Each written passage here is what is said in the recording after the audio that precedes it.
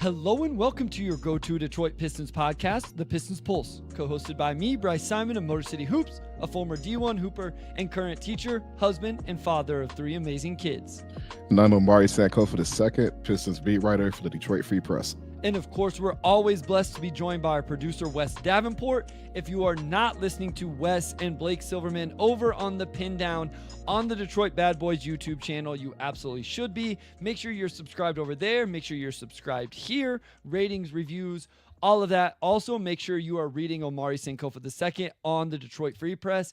And if you have it in you, the Motor City Hoops Substack, where our free subscriptions for game notes analysis. Dropped a video breakdown of Cade Cunningham's offensive game against the Wizards on Tuesday night. 0-2, couple losses for the Pistons. They come back, they beat the Blazers, take care of business against the Wizards on Tuesday, have them again on Thursday, doing what good top 6 seed teams in the East. They're top 4, tied for top 4 in the East. Saying 6 is selling them short. Before we get into this episode, the vibes. I always like to do the vibe check. Where are things at right now? Yeah, I mean, the vibes are still good. They're still confident. I think it's tough to kind of lose those two in the middle against teams that are beatable. But, James Harden puts up 50. Like, when James Harden puts up 50 and they're already a good team, like that's going to be tough to beat, obviously, even though they didn't have Norman Powell. And, and they just dropped games against good teams. They were competitive, but they got the games they were supposed to get as well, obviously, against Utah. That was a blowout. And then taking care of business in Portland, too. So they're like exactly where – they're not exactly where they should be. They're way ahead of where they should be. They're competing for the 4th seed. But they've sustained this for a certain period of time. And now you have 16 games left. And, I think this trip was just more evidence that, like, they are a genuine 4 through 6 seed. Like, they're right there with Indiana and Milwaukee. This isn't a fluke. Like, this isn't fate. They're really that good. They've done it for 3 months now, almost. We're like 9 days short of the 3-month mark where they kind of took off December 21st. I don't even know what their record is since then now. They're like 15. I don't know. It's something crazy. Long story short, they've been good. They've been maintaining it. And now you've got 16 games left. And if you get 10 of those, you're 47 and 35 or whatever that adds up to. Like, still playing with house money. Yeah, it's crazy. I think what always stands out to me, just as you look at standings, they're 18 and 14 at home. They're 19 and 15 on the road. Just a ridiculous... Only 4 teams in the East have winning records on the road. I tweeted it earlier, and it's just the top 3 teams in the East, and then the Pistons, the Pacers, and Bucks both have losing records on the road. So. It's crazy. They're 7-3 in their last 10. Like, it just, like you said, they look like they belong right in this realm they're in. They're 5 games back of the 3-seeded Knicks while being 5.5 up on the 7-seeded Hawks. And so it's just crazy stuff. You know what's funny is I never look at the divisions. I never pay attention. Do you know they don't matter? They don't matter at all. It's not like the NFL where it does. No. It's just funny because the Southeast division is essentially the play-in division with the Hawks, Magic, and Heat. The Hawks are winning the Southeast division at 31 and 34. The Pistons at 37 and 25, 0-2, are 4th in the Central because it's the Cavs, the Bucks, the Pacers, and then Detroit. So again, it does not matter. It was just kind of a funny thing when I actually looked at the divisions one day. And the Bulls are still like in the top seed. Yeah, so yeah, that's like the full playoff. Yeah, the entire division is. I mean, the entire division could land in the playoffs, right? Yeah. If the way things are today, 4 teams would be in. Chicago would have to win 2 play-in games. But it just is kind of funny. You're right. Divisions don't matter other than, scheduling type stuff. I assume you play your division. Like, this is how little I pay attention to divisions. I assume you play everybody in your division. Like, it's 4 total games. Yes. And then everybody else in your conference is 4 or 3. And then obviously 2 in the West. So 2 in the West. So, but yeah, I mean, vibes are good. The team's in a good spot. We don't need to go through the whole schedule, but it will be interesting. They got to get the Wizards one. And then, it just depends on the night. Like, yes, you get OKC, but who plays for Miami that night? And who plays for the Pelicans the night they get them? The Spurs, same thing. What's awesome, you could get a really fun stretch down the stretch of a back-to-back of Knicks, Bucks, day off, and then another one against the Bucks. So could be really, really cool. Real quick before we get into this, your dad, Omari Sankofa, Little Caesars looked like it was rocking based on the TV, view. Are they selling out? Vibes are high. What is it like at Little Caesars? Yeah, I mean the crowds have definitely been like extremely festive with how they've played, obviously. But they were like festive last year, just in a different way. The crowds never went away. Like they were showing up to boo last year, now they're showing up to cheer. It wasn't like the best crowd this season last night, just because it's the Wizards, but like pretty consistently, like they've been like pretty close to a sellout or at a sellout like every night. Like I know that game against uh the Celtics, I think of February 28th, like that was for sure a sellout. And had a couple other games that week that were pretty filled. So crowds have been great. Like just going around the league, seeing how empty some of the other arenas are. Like the Pistons are pretty solidly like even when they were bad, they were pretty solidly in the middle last season. So now I just say they've probably been top 10. All right. So today's episode is all about exceeding expectations. Well, I shouldn't say all about. It's about expectations. A lot of players exceeding those, some of them meeting those expectations, and maybe a player being below expectations. So the idea was here, as we just have, 16 games left in the season, let's see where we're at with different players. Because the nice thing about this season is when we get to the stretch run and into the playoffs, we're talking the games, right? Like we don't have time to do this stuff. The offseason is going to be a little bit shorter because they're going to play into the playoffs. So we thought it'd be a good time to do it now, and then we'll get into the stretch run after that. So I polled, including us three, we looked at some other content creators, some fans, stuff like that. We ended up being 20 people. We're not going to give anybody's individual rankings of this. It's just on a Google sheet. Put it in there. I have the total ranking. I have the mean, so the average. I have the mode, the one that shows up the most, and the range. So we'll discuss all of that. But this was 20 different people's view. Now, the thing with expectations, Omari, everybody came into the season with different expectations for each of these players. So the ranges will be wide, and we'll discuss that as we go throughout it. And you need to take that into account as a listener. But I will say, polling 20 people, I think it gives you a decent average of all of those things. So that is what we're doing. We're going to go 9-1 because we want you guys to stick around to the very end. And suspense is good. Suspense is good. There will not be a lot of suspense here at the top because I assume the player we will talk about first would be most of your guys' ninth. We did 9 people, so we didn't include Marcus Sasser, Jaden Ivey, Dennis Schroeder, anybody like that. So it's kind of the 9 guys in the rotation on a nightly basis right now, minus Dennis Schroeder, no JB Bickerstaff, front office, nothing like that. So we will start at number 9. I will give the information, and then we will talk about it. So at number 9, with an average of 9th place, with a mode of 9th place, with a range of 9th place, which means on all 20 ballots, this player came in 9th. And some people did give us a little bit of like, hey, this is why. I would say this was probably the one player that was consistently with the below expectations label is unfortunately Omari Simone Fontecchio.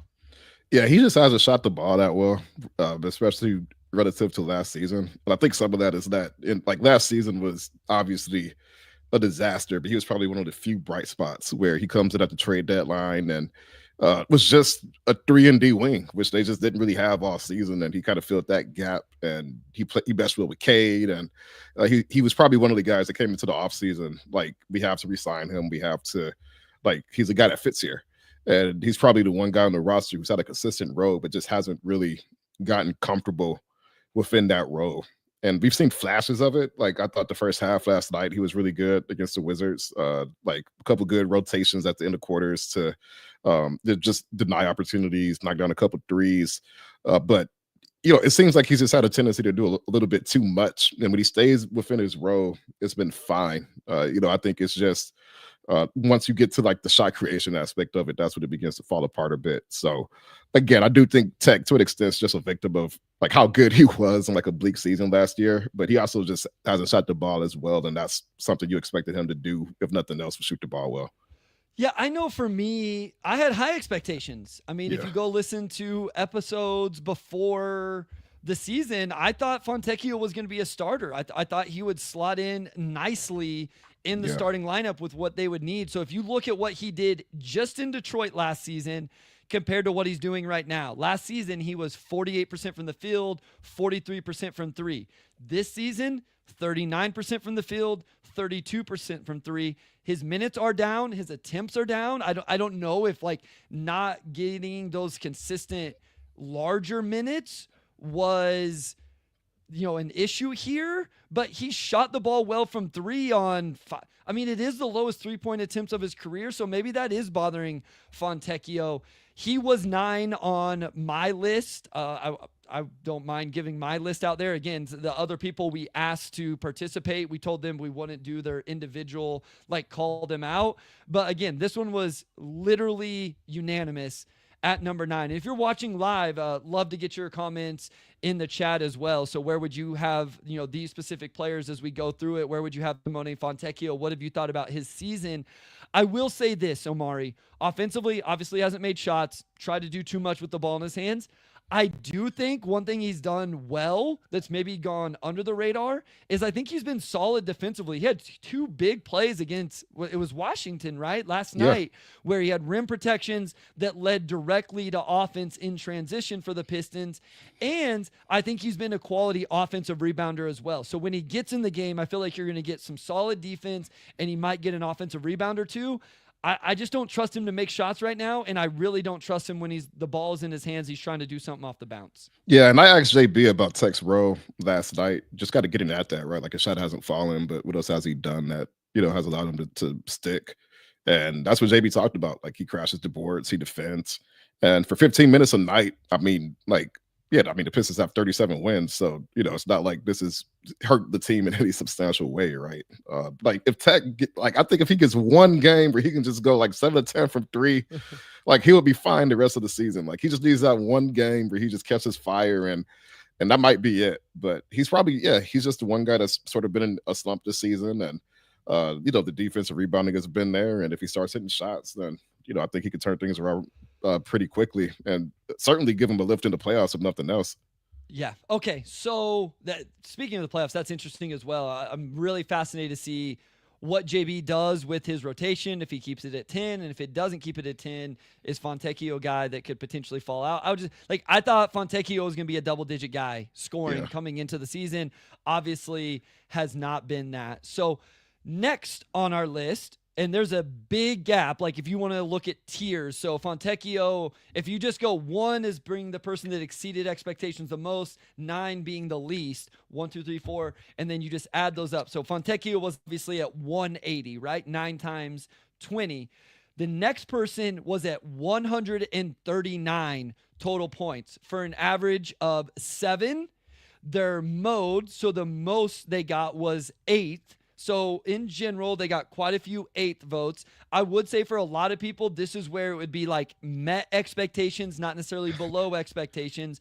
And the range of this player, you'll get this a lot moving forward, was anywhere from 2nd to 8th on people's ballots. Tim Hardaway Jr., who has started 62 games for this team this season, played in 62 games this season, so been very available, 36% from 3 on almost 6 attempts, taking a lot of charges on the defensive end. But as YouTube user says, I thought there was a 50% chance that THJ was washed, and a player that you traded away Quentin Grimes to acquire, even though there was some draft picks exchange in that as well. So thoughts on Tim Hardaway Jr. in terms of what you expected from him this season, Omari? Yeah, I think this is where you sort of get into the differing definitions of expectations. Absolutely. And before you hopped on, me and Wes got to have this debate before the pod where, I think I had THJ 8th on my list and Wes had him a little bit higher. And, the argument for him exceeding expectations essentially is that, like, he started every game and he's been part of a really productive starting lineup. And, people probably thought he'd come in and not have that big of a role. His last season in Dallas wasn't his best season. And, he's getting older. So naturally people kind of wonder how much we have left in the tank. And, I think I put him 8th because even though he's played more than I expected, he's been Tim Hardaway Jr. He's been who he's been, and that's been good for the starting unit. I think to have that anchor and to just have that experience and presence. I didn't know if he was going to start, but he's shooting 36% from 3, his numbers are pretty much in line with what he's done throughout his career. So for me, it was just more so, well, he's starting, but he's been Tim Hardaway Jr. Like it's not like he came out and he's like scoring like 20 points on like 48% from three or anything, but he's played a lot more. And if you ask him for the season, if THJ starts every single game and they win like this, so I see both sides. He's eighth on my list, but I think depending on how you take the argument, then you could argue he's a lot higher for that reason. He was fifth on my list, and that was only because I didn't know what to expect. Like, I didn't expect him to start. That was for sure. And while I still think in general he's probably a slightly below negative neutral defender, I think it trends slightly that way because he just really struggles to stay in front of people. I do think he gives effort on that end. You've seen him make rotations. Again, I mentioned the charges drawn. Wes, if you could drop, I didn't label in the sheet whose was what, so if you could drop in the chat where you had guys ranked as well, if you don't mind, I guess. If you don't want to, you don't have to, obviously. But I mean, yeah, like this is where, to me, this is where the met expectations at very least for a lot of people was. Like, this was already the line where Simone was essentially the only guy that was below, and then you started getting into, hey, these guys are at least kind of what I thought. I do think for him, a lot of people thought maybe he was completely washed and wasn't going to give anything. And I think that's where I have him at 5 was like, okay, you see what Quentin Grimes is doing for the Mavericks and now for the Sixers. And it's like, okay, you needed something to come out of what you traded for that guy. And he is definitely giving floor spacing, helped them win a game in Miami, or against Miami, at least that overtime game. He takes a shot or two every once in a while that I'm like, man, that's a little bit too much. But, yeah, so Wes had Tim Hardaway Jr. That would be 7th on his list in terms of expectations. So, yeah, Tim Hardaway Jr. comes in 8th overall here. Next player, there is another little bit of a jump. The next two players were 1 point different, so very tight between the next two. 24-point difference between Harris and Tim Hardaway Jr. Tobias Harris comes in 7th, Omari. Average of 5.8. His mode was 7th. His range was anywhere from 2 to 8th on people's lists. Thoughts on Tobias Harris? So it's sort of the same with THJ, where it's just what were your expectations relative to them coming in? Tobias, again, like THJ, he was coming off a season that wasn't his best, and he's another year older. And then, he signs a $52 million deal for 2 years, which, for some people, like that's a lot of money. In the grand scheme of the way the cap's going up, which granted, I'm still kind of wrapping my mind around like the new numbers too and what's good and what's bad. Like, to be honest, and I don't know if anybody really has the best handle on that. But long story short, is what did you expect from Tobias, right? Is he going to be like how he was early in Philly, or is it going to be last season? And he's been somewhere in the middle. Like, he had a slow start, but since January 1st, he's like been exactly what you wanted from him. But beyond that, it's just the locker room impact, right? And I kind of wrote about him and THJ being the Uncle T's in the locker room the other week. But everybody just loves what he's brought to this team just from a veteran presence standpoint, and him coming in here intentionally to do that. I forget where I had him on my list. I think I had him a little bit lower. Yeah, he was 7th on my list as well. But again, if you thought he was going to come in and not live up to the deal and whatnot, then I can see the argument for 2 or 3 as well, because he's been a key piece for these guys through and through. Yeah, I mean, I think a lot with the veterans, especially the two we've just talked about, was, did you think that they were completely washed, right? Yeah. And so if you thought people might have been scarred by like Joe Harris last year too. Yes, right? So. And rightfully so, probably. Yeah. And the other thing was like, $26 million is a lot of money. And so if we did but that's a little bit of a different conversation. We didn't say what were your expectations based on the contract value, right? Like if we did expectations based on what guys are making, then the things would change a little bit as well. I had Harris 7th and Wes had him 8th. So we were all kind of in the same range where I think he's probably met, but as Michael says, the production is underwhelming relative to his impact. He's a pro and knows his role. And if you just look at his numbers, he's not playing many less minutes per game than what you've seen over the last 4 or 5 seasons from him. Over the last 5 seasons, he's averaged 17.5 points on 49, 37, 86. This year, he's at 14 points a game on 47, 34, 87. The rebounding is actually a little bit less, even though I feel like most Pistons fans would say he's been a good and impactful defensive rebounder. I think what it comes down to is it seems like for the most part, he gives this team what it needs when they need it. And I think we all know this team is lacking a true number two option, right? And Tobias isn't going to be that. But it's almost like he is for like a 2 minute stretch. Like he'll come in a fourth quarter. I think it may have been the Blazers game where he had a huge fourth quarter. In the first 2 or 3 minutes, he got some buckets. He actually hit a big baseline mid-range jumper last night against the Wizards when they were trying to make their fourth quarter push. So it's like he almost becomes that number two option for a single possession or a singular, minute or a few minutes or quarter. And that's kind of what they need. It's not ideal. It's not $26 million production, obviously, but based off what I thought he was going to bring this team, he's probably met expectations. Not necessarily the numbers, but just his overall impact, I think. Yeah, Alan says he kept us in the Warriors game too. Yeah. So there's multiple examples of that. And defensively, another guy not able to move a lot. But man, like his hands are ridiculous, Omari. Like he's so accurate with his hands when he digs at the ball.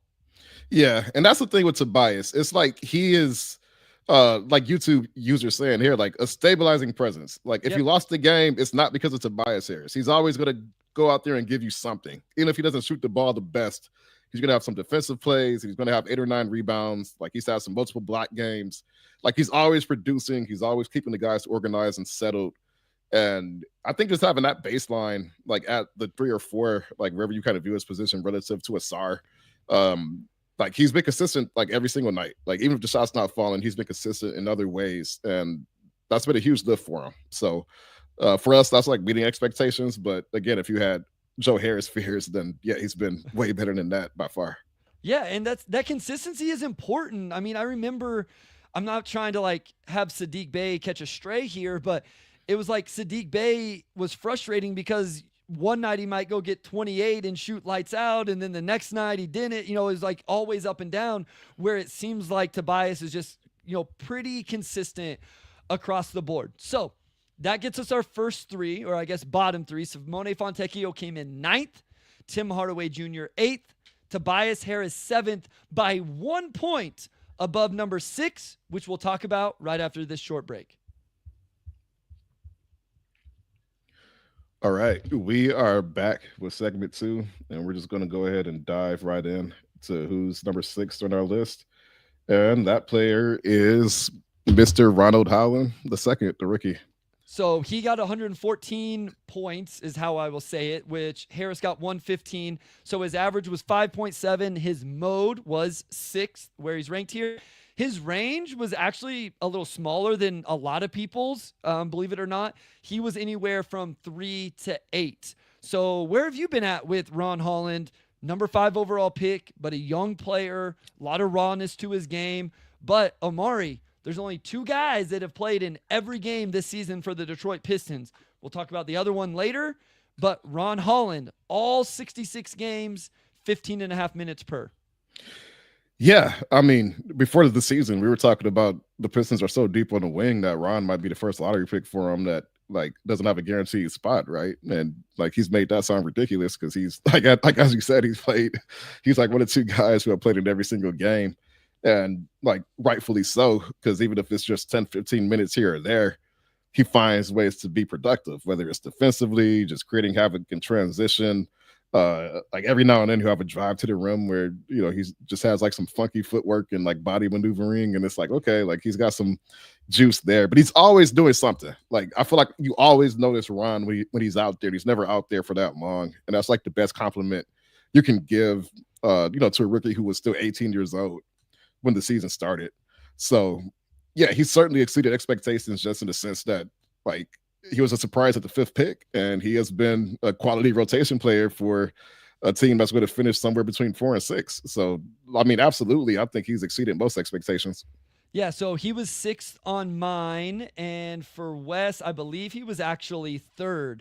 And again, I think this is where you really get into the nuance of the conversation in terms of what did you think this player was going to be? The one of the players we're going to talk about soon, I had really low on my list because I felt like I knew what this player was, and what he's doing this year is exactly what I thought he was. I mean, it's kind of it'll happen with Cade and some other guys as well.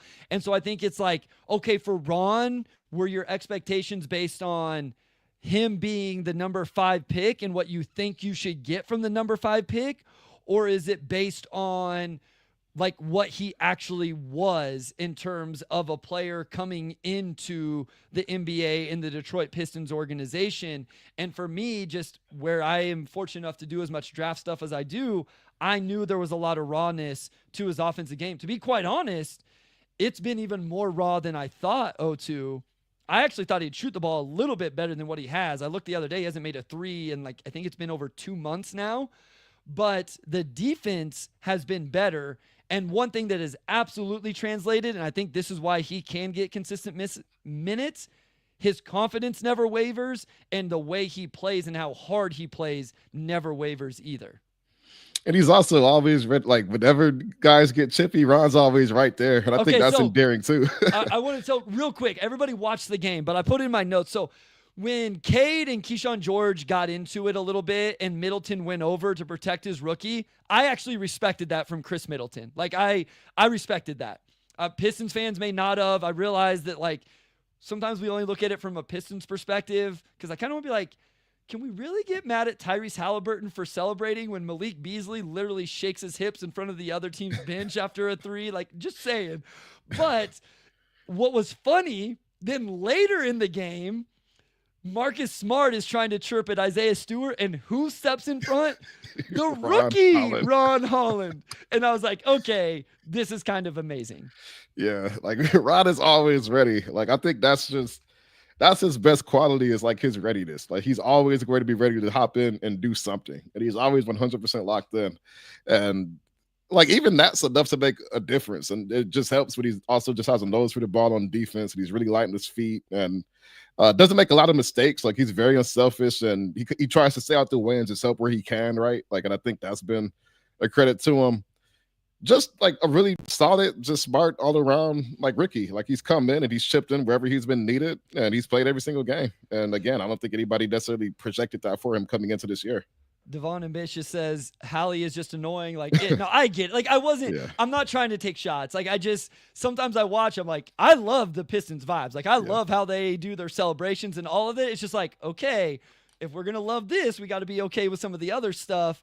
And Mike, also, Hallie's shot last night was absolutely ridiculous. He may be annoying, but that shot was silly. Yeah. And then Michael, Bryce, stop bringing rational talk. Let us be fans. You're right, because I understand the irrationalness of being a fan whenever we talk Kansas City Chiefs. I will say, I think the thing I like with Ron right now is there was real questions about his decision-making, his passing, some of that stuff coming in.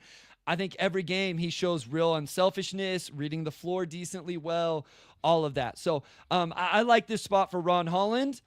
The next one is one where I want to have some conversation because of all of the rankings, this is the one that frustrates me just a little bit, and I'll explain why. But coming in 5th with 105 votes, so this is 9 ahead. So there's a little pocket here of this player, Ron Holland, Tobias Harris, a 5.3 average, a mode of 6, even though there's a bunch that were right there, and a range of 2 to 8 is Isaiah Stewart. Your thoughts on Isaiah Stewart and how that has met or exceeded your expectations this year? So I actually had Stu 3 on my list, and I was one of the highest ones. I think 3 people voted him 2. I might have been the only 3, but yeah, like it's like for the most part, people ranked him in the middle, and I guess I was a little bit higher. The thing with Stu is that I think everybody agrees that he's been like the backbone of the defense in a lot of ways, even though he's come off the bench. And him and Malik Beasley just bringing what they've brought to that bench unit has really just kind of stabilized, even without having necessarily like a secondary scorer who could be the primary when Cade's out. Like it's given them enough to like not be buried when Cade sits, like what would happen last year. And Beef Stew's been a massive part of that. So I guess the thing for me is that Beef Stew has almost entirely abandoned the 3. He has played very little 4. He's been completely dialed in as a 5. And not only has he been one of the most impactful defenders in the league within his minutes, he's also improved significantly as a finisher at the rim. Which previously was a weakness, and that's gotten better for him as well. And it's just interesting, right? Like I'm surprised that he's not No. as high. I get to do this. This is my Stu. I'm literally upset, Omari. I'm mad about this. Yeah. Because I had sleepless nights debating Pistons fans telling me how much Stewart sucked and how he shouldn't be, like how they didn't want him on this team, how he wasn't impactful, all of this. So I would like an explanation of how he ended up 8th on so many ballots, how he ends up in this spot. Because either people still don't value him, or I think some people have forgotten, maybe I just pulled the right people, have forgotten how low they were on Isaiah Stewart for him to end up so low on this. Wes knew this was coming. I texted this in the group today. I said, the Stu ranking actually makes me mad. And Wes is like, yeah, I had a feeling you would feel that way about it. I've defended Stu so much. And so I don't know, Devon. Like, do you think it's really that they don't value him? I think people do value him now. I think people aren't carrying their receipts and forget how down they were on Isaiah Stewart. Yeah, like he's averaging like a block and a half in like 20 minutes. Like his block rate, which was already good, has skyrocketed. Like he has genuinely improved this season. Like it's not just him doing what he's always done. Like he's genuinely morphed into one of the best backup bigs in the league. Like he's actually made a pretty. I think he's made a leap this season, going back to his initial role. Like I never would have predicted that. I think you probably saw him as a hybrid 4 or 5. Like he's been a pure 5 and playing his best basketball. So, Chuck, this is definitely part of it. Chuck says because he was not a stretch 4, he's back where he belongs in the paint. That is true. But that's what frustrated me about those conversations was people were only evaluating him as like this 4-man when the Pistons stunk and were trying to figure some things out in the ceiling of things, and they were blaming Stu for everything and taking this kind of experiment as this guy can't ever be anything. When, like, I would give a shout out to James Edwards III. Like, he defended him all the time as well, along with me and you. Like, this is a playoff big. This is a valuable big. You can see that it's there, even if it was disrupting things. I also think it's funny now they have a non-shooting big and wing, and we don't yell about that as much with Asar and Duran. I find it interesting. But yeah, anyway, listen, I try not to. Where was Stu on your list, by the way? 8th, because I knew he was this. He was 8th. Like, and it's not a negative. It's just like, like 8th. He met my expectations. I just felt like he was going to be higher on other people's lists because of how much negativity I had heard about him for so long. And then it seems like it's finally come around to people valuing him. I was surprised people didn't have them higher in terms of expectation. So I had him 8. Yeah, and I think along with that is that Isaiah Stewart has always sort of been, outside of his rookie season, he's always been asked to do things that he naturally had not done before, right? So you're judging him as a 3-point shooter, as a pure wing defender against other 4s. And I think some of that too is just that he is getting back to the 5 where he is most comfortable. But now you combine that with 4 years of NBA experience where he's played both sides. So I think all of that, I think everything he's done up to this point has really prepared him for this moment. And again, it comes down to how you view it. But yeah, Stu's third on my list just because, like, yeah, like he deserves like all defense conversation. And I don't know, just given the way that this roster was structured coming in, I don't know if he would have had that type of talk playing 20 minutes a night, which just shows how impactful he's been. Listen, I'm just playing it up a little bit here. Like, I'm actually not mad about it. It just was, it's okay to be a little bit mad about it. I spent a lot of time debating Isaiah Stewart being a real NBA I felt maybe I was debating somebody who was debating something different, but I feel like I had a lot of conversations, a lot of people, comment, stuff like that. Like, he's not any good. It wasn't just the 4-man thing. And so I expected this to be higher, but to YouTube users' point, maybe people did have high expectations. Yeah. Maybe I read the room wrong in general of the Pistons fan base, thinking they were lower on him than what they actually were. Ultimately, he's been really good. His rim protection is awesome. And he absolutely is getting, he probably doesn't play enough minutes to really get the all defense level conversation, but he's been incredible on that end of the floor. And to your point, I think he's gotten better with like finishing around the rim, some of that stuff. And he loves setting off the ball screens from Malik Beasley, which I appreciate about him as well. Okay, next. And Stu's going to have his moment in the playoffs too. I'll Yes. just say that. Nationally, he's only known for the LeBron thing, which isn't fair to him. But in the playoffs, people are going to see him blocking shots and just the stuff he does. I do think he's going to have his moment in the playoffs. So Yeah, and to Michael's point, like I've always liked Stewart, but he was an awful 4. I don't disagree. I also don't think it was bad for Detroit to experiment to see if he could be a 4. They were in experimentation mode when that time was going on. And that's why it frustrated me was like it was fine for them to be trying that. So anyway, again, I played it up a little bit there. Try not to do that too much, but that was my chance. Okay, next at 4th, and there is a big gap again now. Stu was 105. Jalen Duren's at 84. His average is 4.2. His mode is 4th. It's funny how much the mode hit where they ended up. His range was 1 to 7. So pretty decent range here as well for the person that comes in 4th, Jalen Duren. For what it's worth, he was 4th on my list, Omari. And Duren also was 4th on my list. So we have some consistency there. 6th on Wes's list. So Duren, he's another player that I think was divisive coming in, just because, I mean, I feel like it's a classic story with young athletic bigs who come in, they come in and they physically dominated their whole lives and they're young, and it takes a few years for the NBA game to slow down and for them to figure out how you can best impact it, right?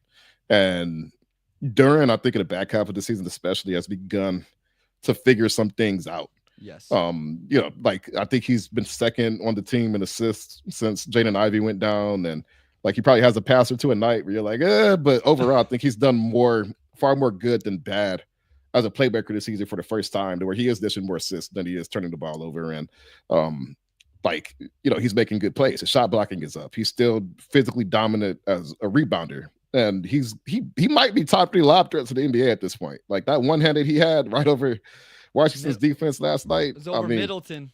Yeah, I mean, like that connection he has with Cade is pretty crazy. Yep. So, like I would say for me personally, I figured with Duren, even through the frustrating moments, it was just like he has to turn 21 and get a little bit older. And, you get Stu and P. Reed around him, and now he's got more competition than, the big room. And like those things will probably push him. And that's what we're seeing. Like, I think universally, most people would agree now that whatever you thought he was going to be coming in, for him to have started every single game and, it's not really doing some stuff we haven't seen, I think it's a huge credit to him. Yeah, I mean, I think the top 4 for me was pretty easy to get to these 4. Yeah. And then listen, I'm fine with anybody's ranking. Like, I'm not judging that. Like, truly, it's fine. Like, because it's so subjective in terms of the expectation stuff. What was your personal expectation for a player? I mean, I could probably re-rank it and have Duren a little bit higher, especially based off how he's played recently. And I guess recently is like, it's like 2 months now. So it's not like it's just been a few weeks or something. But yeah, I think his growth defensively with his playmaking, somebody mentioned it in terms of the shot blocking. Yeah, Michael, I do think he's improved. I also think this would be interesting. I wish I had the time to like really study the film. I feel like he's been empowered a little bit more to go block shots. I feel like that's a JB and staff kind of thing. Or at least it seems that way. And so I like that. And he's been good at it. And he has some recovery blocks. I hadn't seen him get beat in transition for quite a few games until I think Rashawn Holmes got him on Tuesday night finally. But it had been a lot of games since I had noticed one of those. The chemistry, yeah, as Kevin says, Cade and JD in pick and roll has been stellar. It's unreal. It's truly, if you haven't watched, like, listen, you don't need to subscribe. I'm telling you, go watch the video breakdown of some of the stuff I've done. When the ball leaves Cade's hands, Duren isn't even open. And the one last night, 0-2, Cade wasn't even looking at the rim. He was staring at Tim Hardaway Jr. on the weak side so he could move the tag guy, which Middleton was only there because he was guarding a SAR, and so he was helping in. But he just trusts Duren so much, he just literally throws it to the rim. Like, he puts so much pressure on the rim just being there. Like, it's insane. And to have, like, Cade, who's got to be, I mean, he's one of the best lob throwers in the league easily at this point. Like, the one you just mentioned, like we kind of sit behind the rim, so like I'm looking at him live as he did it, and I just feel like I've been so much more impressed by some of the lobs he's thrown this season than I ever have been. That goes into it too. Like they've always had good chemistry, but now you're talking about like truly one of the best pick and roll duos in the NBA. And I think that's been a huge factor in K's success as well. Like K's not going to be a guy who gives you the most rim pressure, but pair him with a big who does. And, I think that closes that gap a bit. Chuck says, great point, Chuck. He isn't worried that if he challenges, nobody will rotate anymore. That's a great call. Like he definitely is something there. Aruna, I'm taking my victory lap on saying we should build our offense around the KJD pick and roll. Take your victory laps. I'm all for it. Do your thing. All right, Wes, in fairness to Duren, I should say that I'm not grading him on his offensive output at all because I truly only care about his defense. He's starting to flash more on that end now, but it's recent and not consistent. So his defense has only somewhat exceeded my expectations, which is why I had him 6th. And they said, you're right, Bryce. He hunts them now, which is an upgrade. I'll take a quick picture of that where Wes says that I was right. I appreciate that. Yeah. Bryce, I've noticed a serious difference in defensive cohesiveness and aggressiveness since the new year. Do you think that's coaching? I think so. I think it's a mentality. I think it's a philosophy. And I think when you're a new coach, it sometimes takes a little while for you to get your players to buy in, completely understand, fully embrace it. And Isaiah Stewart deserves credit too, I'll say. Like I've talked to Duren, like, you sit on the bench. Never before you really sat on the bench and watched Stu at the 5 because you guys started next to each other. So now 20 minutes a night, he's sitting down and watching Stu maximize every bit of his 7, like whatever Stu's wingspan is, like 7'4". And Duren's like I watch that and you pick up some things. Like I think he's been able to see how Isaiah Stewart's shot blocking ignites the crowd and how it could really impact games. And I think that's helped him too. And also Paul Reed. Like Paul Reed does a lot of the same stuff. And I think just him being a young guy, having some bigs older than him, who could set the example, like I think that's helped him a lot too. So it's coaching, but I think Isaiah Stewart's had a huge part of it too, just from leading the way with his own play. And Devon brings up an interesting, I hope I'm saying your name correctly, brings up an interesting point here. JB said he needs to learn JD more at 1.2. That could be part of it as well, YouTube user. Like maybe it was a thing where JB kind of wanted to play it this way and then realized, you know what? Like Jalen Duren is going to be best used as a disruptor. And so I'm going to let him do that. And then everybody else has to adjust around that because, yes, listen, as YouTube user says, I wish Durham would pick up Stu's positioning and footwork. Not JD's strong point, especially in pick and roll. Watch him in ball screen defense. He gets his hips open the wrong direction a lot, but it is vastly improved. So there is a little bit of probably not a tier yet. The next player was only 10 points ahead of Jalen Duren. We will reveal number 3, number 2, number 1 right after this short break. All right, we are back with segment 3, and we have about 15 minutes, so that gives us enough time to talk about these last 3. So number 3 on the list, and I feel like for a lot of people, the top 3 was pretty, I won't say universal, but you definitely see a little bit of there's a lot of 1, 2s, and 3s in these 3 names, Yeah. So number 3 is Asar Thompson. Yeah. Asar was number 2 on my list. Bryce, where did you have him? I had him number 2 as well. Yeah. Real quick, he had 74 total points, 3.7 average. His mode was 3. His range was 1 to 7. And West had Asar 4th. So we were all kind of in lockstep here. I will say my expectations were a little bit lower. I mean, listen, I've been a little bit lower. Like this is one where I may end up having to call like, hey, I was wrong. Defensively, I've already been wrong. And then I think your dad mentioned earlier, the blood clots had me nervous about what we were going to see from him in general anyway. And so that was part of why my expectations were a little bit lower and why I probably could exchange him and Jalen Duren depending. But man, he's been good. 0-2. He's been really good. Yeah, he's been great. Same. Like he comes in and you don't even know when he's going to come back, right? Like anytime it's a blood clot situation, like you just don't know what you're getting into. Like that's just one of those things where you kind of just have to wait and see. And then of course he comes back and then there's still like sort of this filling out process and where to best use him.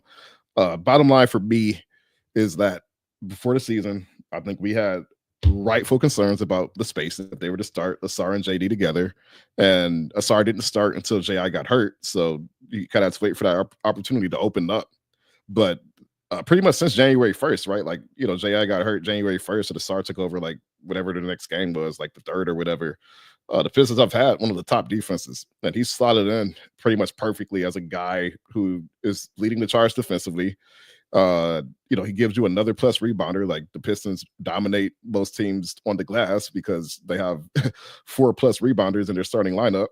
And the Sar's been great there. The secondary playmaking, just everything, right? But he's also pretty much completely given up taking threes, and that's probably the most surprising aspect of that is that he's been so effective everywhere else so fast after the blood clots that his lack of shooting almost is like a non-factor, right? I think last season we saw how much he could bog down the offense, and this season he's been so productive elsewhere and have so much shooting elsewhere that it just hasn't really been too much of an issue. So Sar's been phenomenal.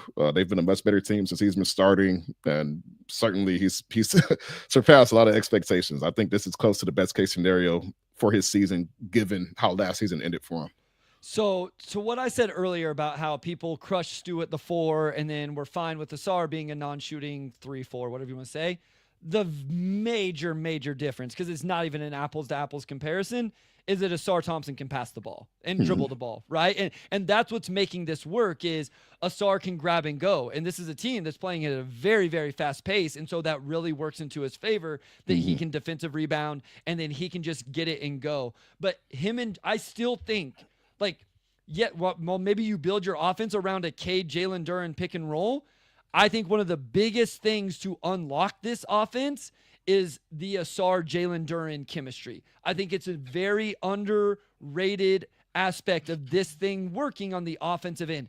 I don't know that we ever see Asar shoot it at a good enough level to where he gets guarded. I just don't. And I don't want to shortchange him. He's only his second year in the league, didn't have an offseason, like all of that. But if those two guys can figure out how to pass to each other, and the bigger thing is not cut into the same space. That's the worst thing they do right now, O2, is they cut into the same space at times, and then it really bogs down the lane. But what he's been able to do offensively is really impressive. And as Matt Way says, I've been really impressed with how he's taking advantage of the space people give to him, gives him a head start on drives, which mitigates some of the spacing issues. 100%. It's such an underrated aspect of taking advantage of defenses that don't guard you. Can you cut in behind them? Can you offensive rebound? Which we also talked about, right? He can absolutely do that. And then can you attack that space? So really, really impressive from Asar. He's been more confident in his handle too, because he had those opportunities last season and he just didn't necessarily take them. And I think this season he's understanding like I need to attack because I'm faster and I actually have the ball handling to do it. So we're seeing some more of that. So Harry says, I admit I had a SAR 7. I felt it since OT and Summer League. Like, that's the difference. Like, Harry felt it coming in to the draft. He felt it from Summer League. And so, like, this is where the difference in the rankings really, really come into play, is just where you felt like a player was going to be at. I want to talk about his defense real quick, because I feel like, again, we're going to shortchange it because I say real quick. What have you thought about his defense? I feel like we always end up, like, migrating to his offense, and we're just like, hey, his defense is really good, but let's talk about the offensive stuff. What have you loved about his defense, Omari? Where do you think he's really flourished? The best aspect of his defense is that he just has a tendency to be everywhere. Like, he's always the first one back in transition, and like he's already back in transition before like the transition even started. Like, you just kind of blink and he's there. Like his versatility, right? Like, guys much bigger than him and smaller than him, like he can hang with, and he's just got a natural sense of timing. If there's been one area where I think he's a great team defender. I think he can be a really great one-on-one defender, especially against certain types of stars. But we've also seen him pick up fouls a lot, especially in the last couple of weeks. And I think he's still figuring out some of the on-ball stuff and like how much leeway he gets for certain aspects of it. But like on his best nights, again, just because of how well he moves, how well he times everything, and just his general awareness, like you'll see him getting back on defense, like scanning the whole floor, seeing where everybody is, and just stuff like that. Like, I just think he is the type of defender that just lifts your entire floor. Like, he's like second in steals for like the past 2 months or something behind Dyson Daniels. And that's like, Dyson Daniels is like the Steph Curry of like still on the bar right now. Like, it's kind of underrated what he's been doing as far as steals this season. But no, like Asar just creates havoc. Still couldn't guard Cade Cunningham, by the way. Still couldn't. He cannot guard Cade. He cannot guard Cade. But beyond that, Asar's a defense onto himself, and he just has to figure out, I think, some of the one-on-one stuff. So Diaz Lil says, or Diaz, aloha from Holland, Michigan. Ron Holland the second is the man. Let's go Pistons. Wes, interesting question. If Ivy never, by the way, defensively, I agree with you. I think at point of attack, he still has some room for growth. I think his screen navigation has actually improved throughout the season. Yeah. The disruption is unbelievable. On Yeah. ball, deflections, off ball, blocks. And then the way the Pistons are playing right now, where they turn that stuff into transition offense, fits perfectly with what he does. So whether this is what JB envisioned or JB, I think I would give him more credit if he's like, oh, this is what my team is. Now I need to morph it into this play style. It's working. Wes, I asked Omari this before we started. If Ivy never gets hurt, does Asar ever make it into the starting lineup this year? It's an interesting question. I think you can make the argument that if J.I. continued to shoot, some people forget, at 40% from three, maybe you could take Tim Hardaway Jr. out and put Asar in. Now you have Tim Hardaway Jr. and Beasley both coming off the bench, kind of defensive liabilities. I would say no, but I don't know. It's really, really interesting. Let me ask you this real quick, Omari. It's been asked a couple times. Any updates on J.I.? Injury-wise, stuff like that. No, we should be able to actually talk to him, hopefully sometime within the next week, simply because injured players, like, they're required to talk at least once after. And there's just been so much going on with the Pistons. It hasn't happened. But we were actually going to do it, I think, today, and end up canceling practice. That's been another thing too, is that they've canceled a lot of practices. But we'll talk to him at some point. They're gonna have an injury update for him at some point. I would guess within the next week. My sense is that they're still not going to rush him back. Like, I wouldn't bet on him being back before the playoffs still, just because of the nature of his injury. But hopefully by the next time we record, we'll have a more substantial update there. Chuck says, not sure this is the right time to ask. Chances that Asar plays Summer League this year, I would say 0 based I on doubt what it. we've seen right now. Yeah, I don't think any of these, like, I would be shocked if any of these guys play Summer League except maybe Ron. Like, I just don't see the upside at this point. Okay, last two players. Everybody probably knows what two it is.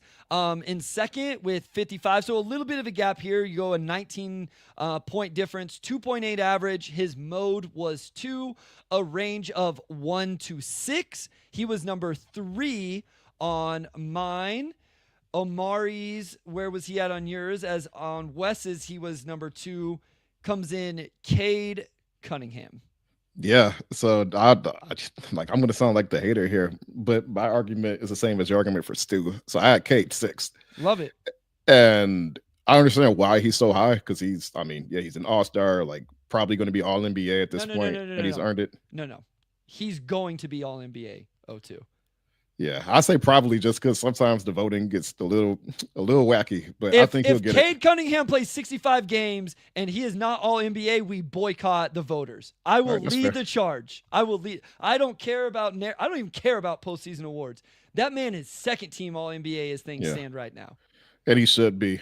But he's been great. I think everything you wanted Cade to become this season, he's been, for some people, maybe more, because I think kind of like Stu, like, when you're a number 1 pick, until you actually start to winning, people are always going to question, like, if you deserve to be that. And there are certainly, I don't know how big the contingent was, but certainly some people who didn't think Cade could do it, and he's been doing a lot of it. So I understand why he's higher. For me personally, everything Cade's doing this season is stuff that we've seen him do, just not with the same level of consistency.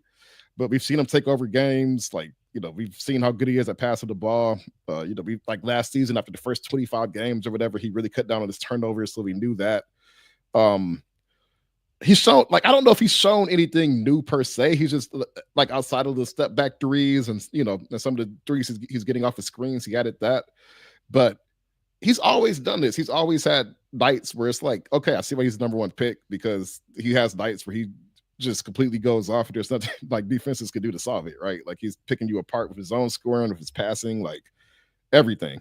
But he's doing it almost every single night now, and that's the difference with any star, right? Like, anybody can have a good game sometimes, but it's having a good game every single night, and that's been, second year back from injury, like, that's been the key for him. So I'm not really surprised by any of it, but I understand it from the standpoint of he was hurt, number 1 pick, hadn't really done this before, and now he's actually doing it. YouTube user says Bryce has guaranteed it on multiple podcasts, and I will continue to guarantee that Cade Cunningham is going to be all NBA, and I will stick to, I think right now he is definitely second team all NBA. And that is why I had him as high as I did. Listen, I've always been a Cade supporter.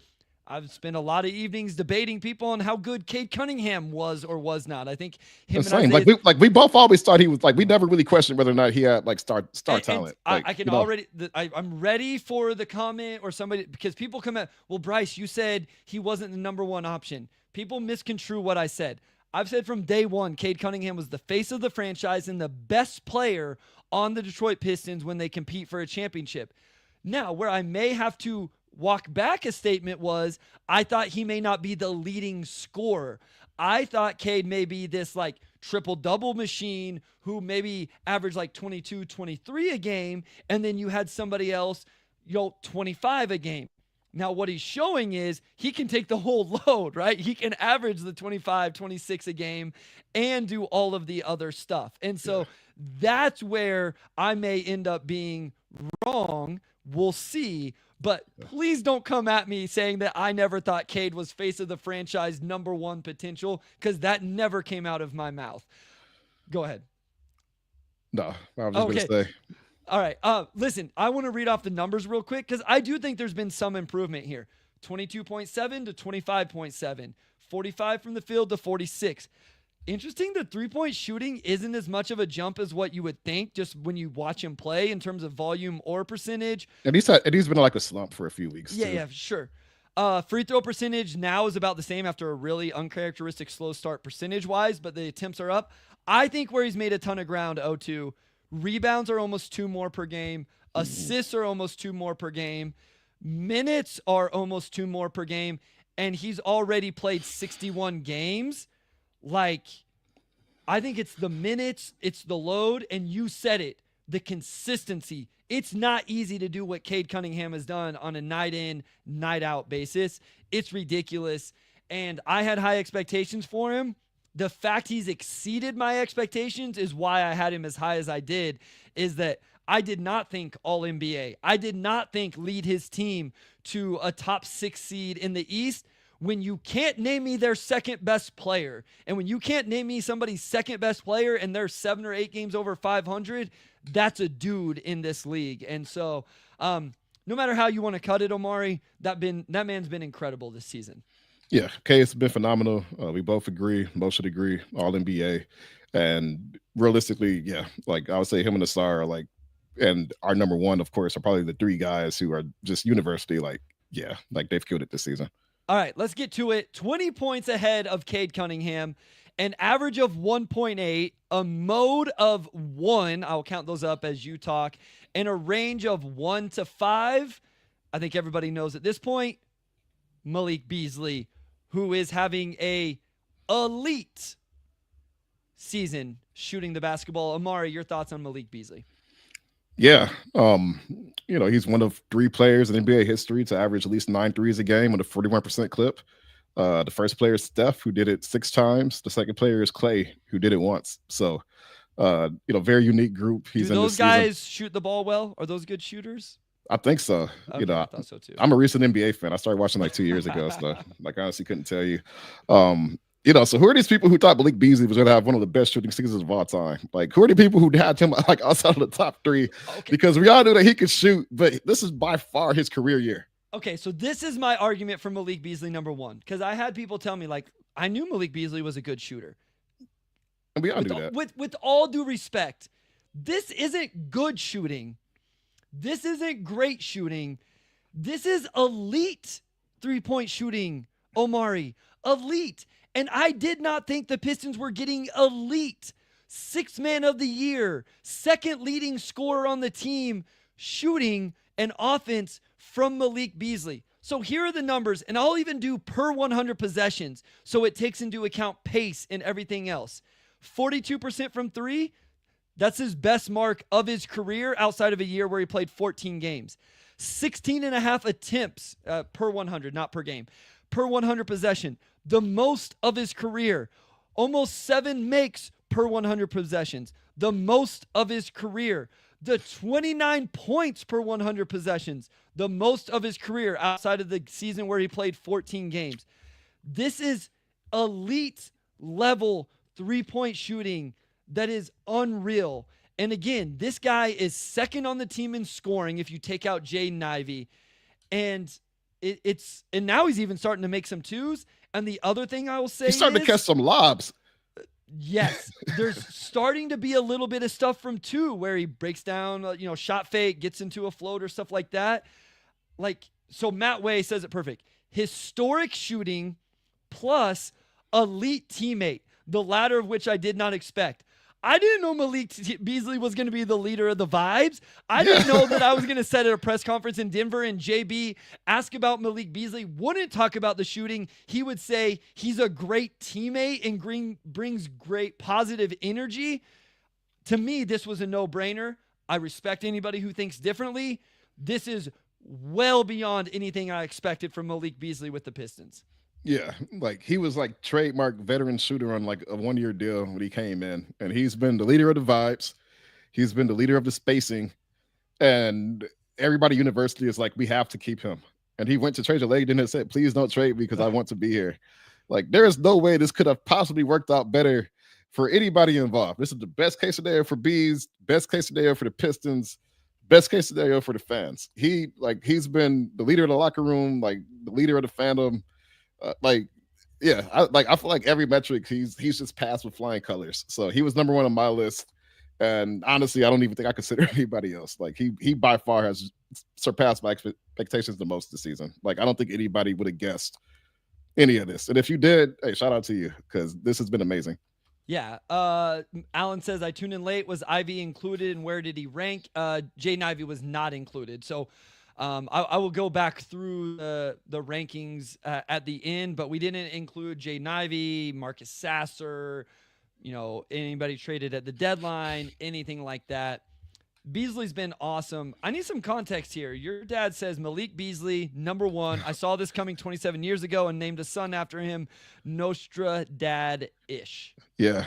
I have a younger brother. His name is Malik. And he's 27 years old. Actually, a recent basketball fan. So here's another credit to Steph. So like, me and my dad were like the hardcore basketball heads growing up, and my mom too. Like my mom liked basketball, but like my brother and sister not really that much into it. Steph Curry is so incredible. He got my brother to watch basketball. He had no interest up until like he probably just caught some Steph Curry highlights one day. It was like, this is amazing. like single-handedly won him over, and now he watches the Pistons too. So that's what my dad was talking about, Nostradamus. Malik's a way more common name now than it was when my parents named Malik. So he's just taking some credit there. Sham says, what will it take to bring him back? Hopefully the non-taxpayer MLE is what it takes to bring him back. If not, that's all they can do. the offseason is going to get real interesting, my friend. Yeah. All right, a few just to close this out. Well, let me run it down and then we'll go to these.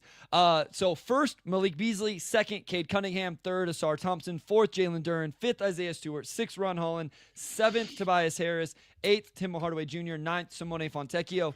Just remember that was a cumulative of 20 different people that submitted quote unquote ballots or whatever. Very subjective. Everybody has their own idea of expectations and where those started. So numbers were a little bit all over the place. Okay. Kevin asked, are the canceled practices a normal thing? What is your experience after being 10 years on the beat, 9 years on the beat, something like that?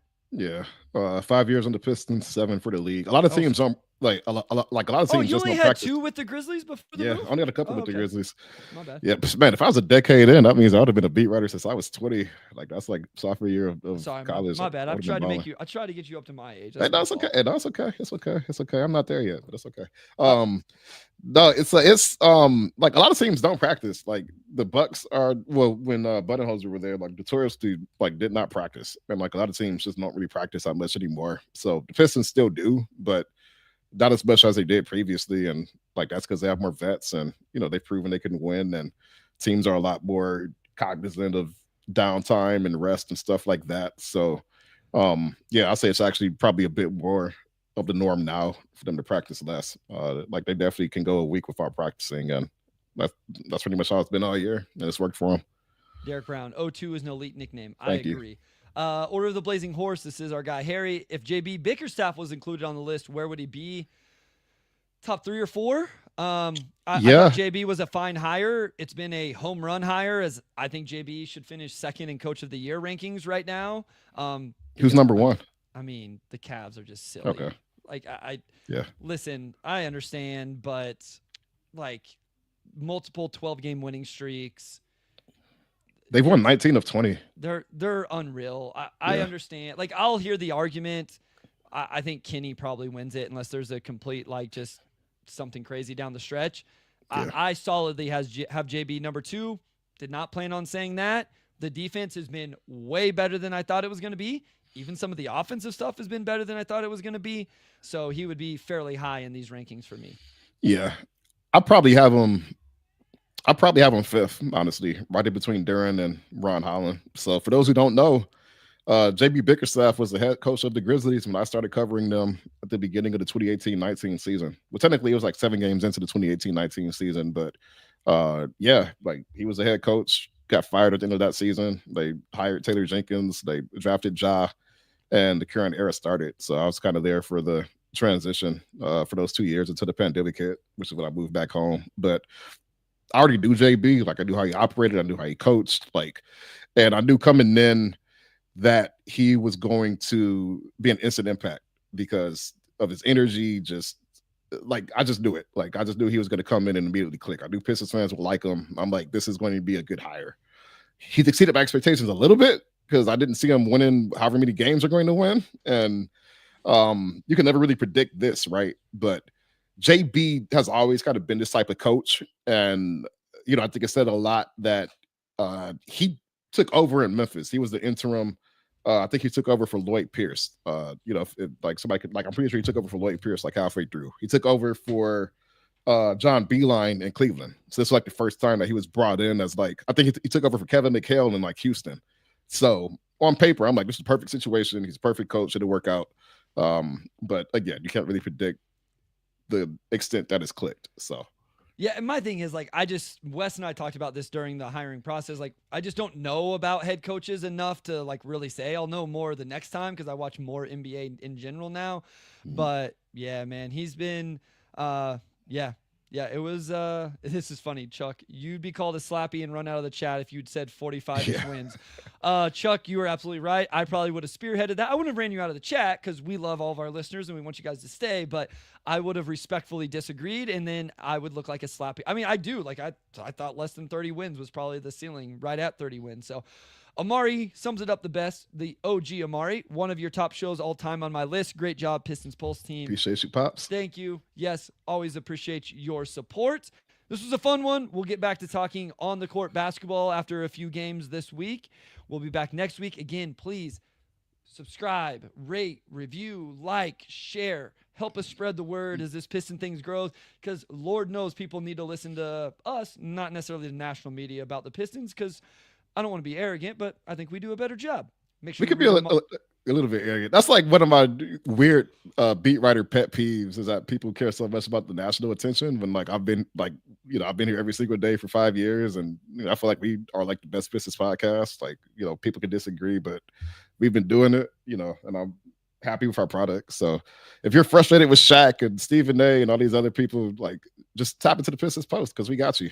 That's right. And here's the thing. What I love is that I went through the 4 years at least. I know Pistons fans have been through a lot more than me, but we both have went through this whole process. And I tell people all the time, I feel pretty confident. I know Cade Cunningham's game better than anybody else because I've watched every second of that man's Detroit Pistons career.